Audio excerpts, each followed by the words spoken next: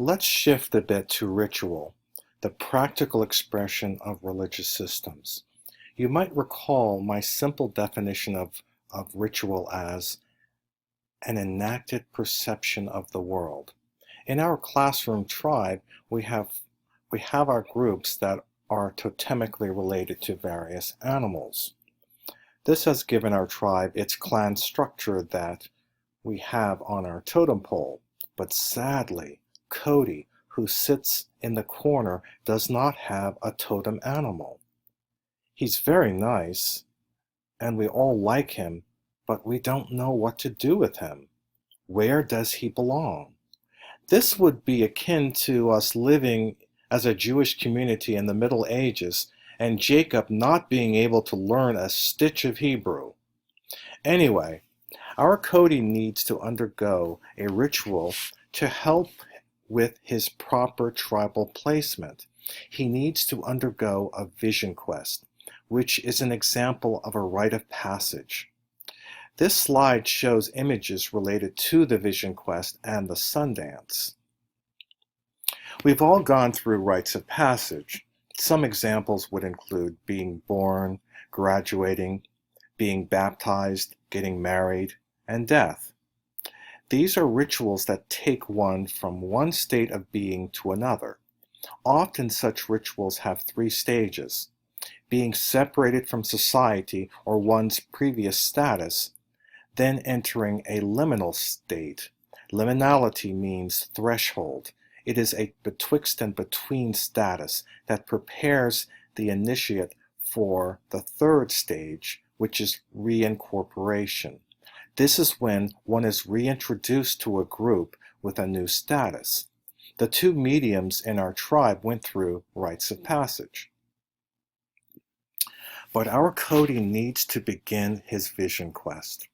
In our class scenario, I take Cody from the comfort of his corner desk and escort him to the far front corner of the class. He must strip down to only his moccasins and maybe a grass skirt. He could possibly be nude, but we're keeping this G-rated. Your quirky professor then provides sound effects that sound similar to a steam bath. This is part of Cody's separation and purification, besides his isolation and the discarding of his clothing. Cody then begins to stand on a commanding summit, a table or chair in front of class.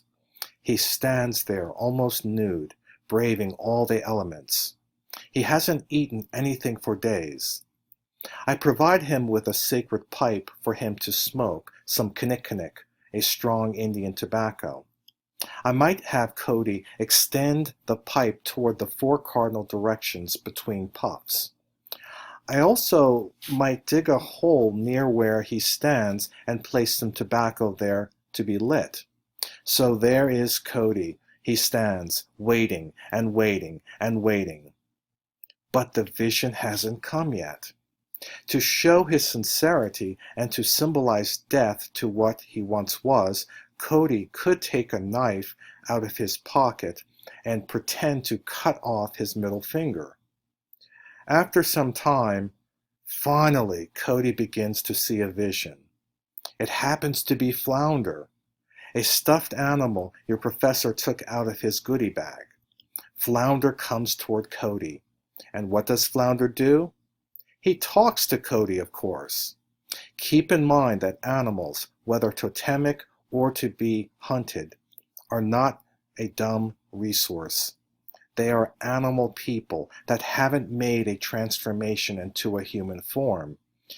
This helps to explain certain rituals that are performed before a hunt: dancing to mimic and flatter game, giving thanks or apology to the master of animals for that particular animal.